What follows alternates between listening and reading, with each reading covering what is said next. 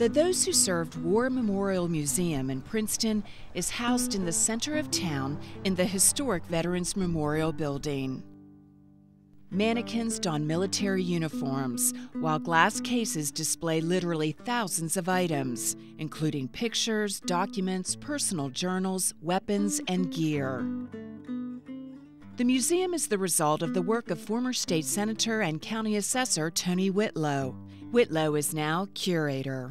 Mr. Whitlow, before we get into some of the memorabilia, before you explain some of the things that you've collected over the years, tell us about why you took this on as a personal project. Well, I had always wanted to do something for the veterans, and we have actually things here from most all the wars. So we have items from everywhere, and it just gives me a great pleasure that I'm able to put things in here that people can come in and see these people that sacrifice so much, and that they're, to me, it brings them in a sense back to life. Whitlow will tell you he has a special respect for World War II veterans. He remembers as a child his own family's loss. This is my first cousin, Lawrence Thomas. He was drafted, didn't want to go overseas, had a wife and a child, but he had to go. He just had a premonition he wasn't going to get back. His mother and my mother were sisters. His mother died a year before he went overseas, and my mama made him a fruitcake to send to him, and you had to mail it in June for it to get there by Christmas. Well, in October, as you can see, he was killed. The following year, I went to the little post office at Kellysville, and I was 11 years old. And there was that box, that crumpled up box with that cake in it. Went all the way over when he was killed, they sent it back. And it just made a real impression on an 11-year-old, because I knew the whole story of what happened. Very sad thing. Mr. Whitlow, tell us about this portrait.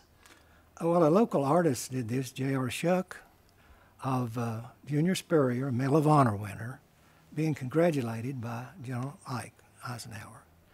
And this guy was a one-man army.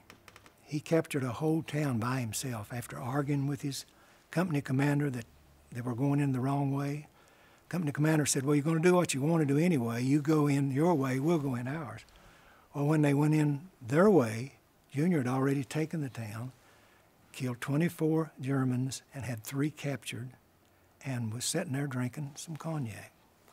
You couldn't ask any more from a person than what this guy gave. Just a tremendous man. He won the Medal of Honor, and is the only Medal of Honor winner that we have that lived here in Mercer County. This is Leonard Kessinger. He was a prisoner of war in Germany, and unlike most, he kept a journal of what he had to eat each day. And some of the days you'll notice nothing to eat.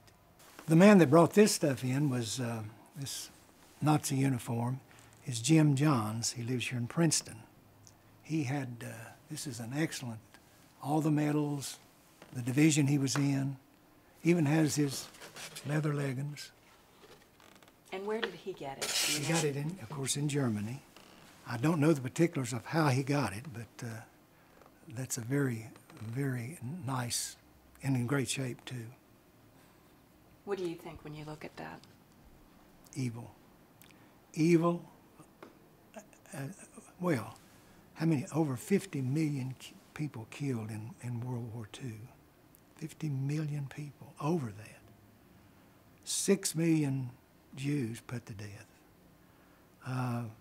To give you a little perception of that, West Virginia has about 1.75 million people. You'd have to triple that, and then there would be more. All the men, women, and children living in this state, they killed more than that of the Jews in those concentration camps. Very, very sad part of our history, very sad.